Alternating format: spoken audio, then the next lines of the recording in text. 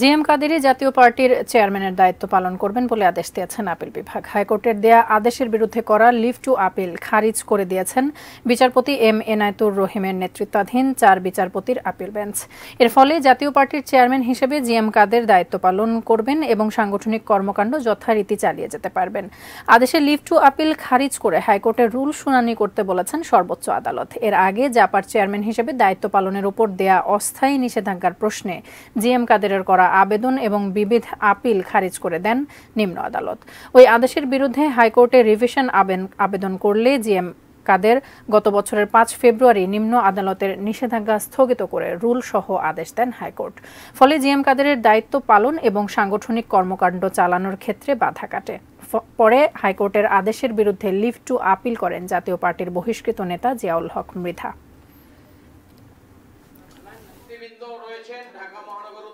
যেহেতু honourable appellate division আজকের আদেশে অনারেবল হাইকোর্টের স্টেটা বহাল রেখেছেন এবং লিভ পিটিশন খারিজ করেছেন, এই জন্য গোলাম মোহাম্মদ কাদের জাতীয় পার্টির চেয়ারম্যান এবং সংসদের বিরোধী দলীয় নেতা হিসেবে সকল প্রকার আইনানুগ এবং সাংগঠনিক সাংবিধানিক দায়িত্ব পালন করার অধিকারী।